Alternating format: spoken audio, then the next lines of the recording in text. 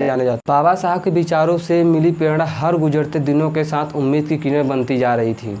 जहाँ भी संघर्ष हुआ, खासकर पिछले 7 सालों में लोगों के हाथों में बाबा साहब की तस्वीर थी। उस समय गुजरात में दलितों पर अत्याचार हुए।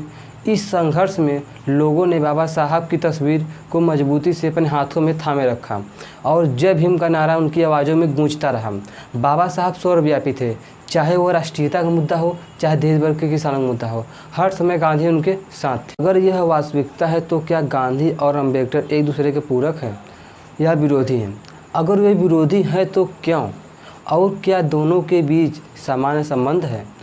आइए इन सभी मुद्दों को परखने का प्रयास करते हैं। दक्षिण अफ्रीका से लौटने के बाद गांधी जी पहली बार 1916 में वाराणसी के बनारस के हिंदू विश्वविद्यालय में अपने विचार व्यक्त किए और डॉक्टर भीमराव अम्बेडकर मई 1916 में अमेरिका के कोलंबिया द्वारा सार्वजनिक मंच पे दिया गया पहला भाषण था। गांधी जी देश की आज़ादी चाहते थे, लेकिन डॉक्टर भीमराव अम्बेडकर ऐसी आज़ादी चाहते थे जो जाति व्यवस्था से व्यक्त हो। और अब देखते हैं कि गांधी और अम्बेडकर के विवादों की शुरुआत कहाँ से शुरू हुई। गांधी और अम्बेडकर के विवादों की शुरुआत छुआछूत के मुद्दों से शुरू हुई थी। उस समय गांधी एक प्रभावशाली व्यक्ति थे और कांग्रेस पर उनका प्रभाव था। सामाजिक और राजनीतिक निर्णय लेने की प्रक्रिया गांधी के महान सलाहकार पर चल रही थी। हालांकि अम्बेडकर जी का मानना था कि गांधी छुआछूत के संबंध में ऐसा कोई प्रभाव नहीं दिखाया, क्योंकि उनका अलग अलग अनुभव था। गांधी जी जन्म से ही अनुकूल वातावरण में हुए थे। वे छुआछूत को धार्मिक और आध्यात्मिक दृष्टिकोण से देखते थे।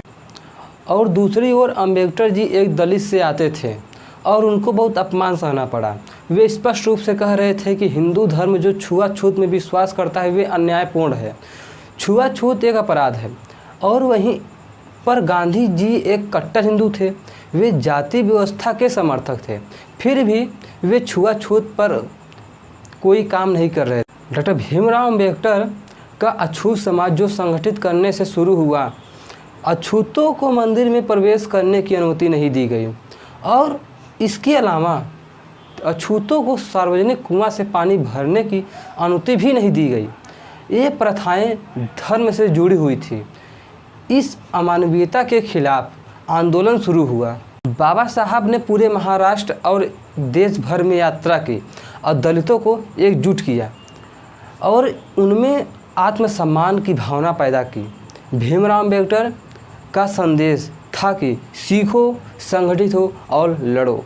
डॉक्टर भीमराव अम्बेडकर के नेतृत्व में महान सत्याग्रह के आंदोलन के इतिहास की एक महत्वपूर्ण कड़ी थी। डॉक्टर भीमराव अम्बेडकर के विचारों से प्रभावित उच्च जाति के नेता भी इस आंदोलन में शामिल थे।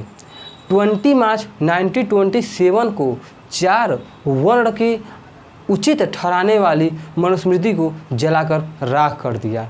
25 सितंबर 1927 को महान परिषद की शुरुआत हुई। इस परिषद में पूरे महाराष्ट्र से जातिगत भेदभाव को मिटाने में रुचि रखने वाले लोग जुटे थे, पर मंडप में अलग अलग नारे लिखे गए थे और इस मंच पे केवल एक ही तस्वीर थी, वो थी गांधी की। डॉक्टर भीमराव अम्बेडकर उस समय गांधी के सत्याग्रह को आदर्श माना होगा और वहीं दूसरी ओर गांधी जी इस महाड़ में चल रही क्रांति के बारे में सुना भी नहीं होगा। उन्होंने कभी इसका कहीं जिक्र भी नहीं किया होगा। 1930 में नासिक के कालाराम मंदिर में प्रवेश की मांग को लेकर सत्याग्रह शुरू हुआ। असहाय दलित समुदाय पर हमले हुए। उस आंदोलन की खबर इंग्लैंड तक पहुंच गई।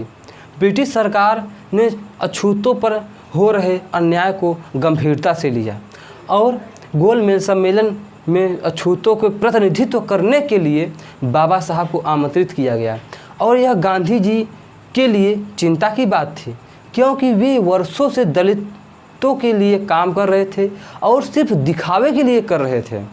लेकिन जब केंद्र में आए डॉक्टर भीमराव अम्बेडकर, तो गांधी ने कहा, अम्बेडकर कौन है और वे पिछड़ों के प्रतिनिधित्व कैसे हो सकते हैं?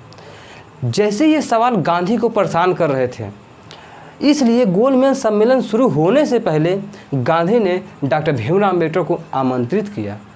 14 अगस्त 1931 को मुंबई के मणि भवन में यह बैठक तय हुई और यहीं पहली बैठक बेहद दिलचस्प रही। बाबा साहब को उम्मीद थी कि इस मुलाकात से कुछ सकारात्मक निकलेगा।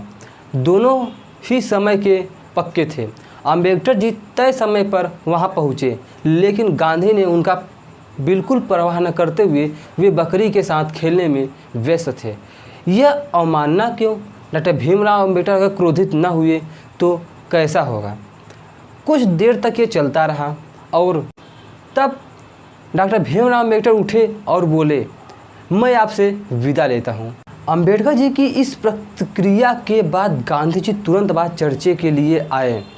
तब अम्बेडकर ने अपनी भूमिका प्रस्तुत करते हुए कहा, मिस्टर गांधी, मेरी मातृभूमि कहाँ है? जब यह बात गांधी जी सुने तो वे अवाक रह गए। गांधी जी अम्बेडकर को ब्राह्मण मानने में गलती कर रहे थे। उनका मानना था कि कर और कर भंडार की तरह अम्बेडकर भी ब्राह्मण होते तो वे प्रतिनिधित्व करने में कोई दिलचस्प नहीं थी। गांधी अम्बेडकर की जाति से अनभिज्ञ थे। वे अम्बेडकर जी के सवालों को जवाब नहीं दे पाए और अम्बेडकर के चले जाने के बाद गांधी जी अवाक खड़े रहे। गांधी जी ने अपने सहायक महादेव भाई से कहा, मैंने आज बहुत बड़ी गलती की है, लेकिन इस अनुभव ने अम्बेडकर को गांधी के प्रति क्रोधित कर दिया। गांधी जी एक कूटनीतिक के संत थे, ऐसा शोधकर्ता चिंतक नाहरे कहते थे। गांधी और अम्बेडकर के बीच तनाव क्यों था, यह वीडियो हम लोग दूसरे पार्ट में देखेंगे। अगर आपको यह जानकारी अच्छी लगी हो तो हमारे चैनल को लाइक एंड सब्सक्राइब करें। पूरा वीडियो देखने के लिए धन्यवाद।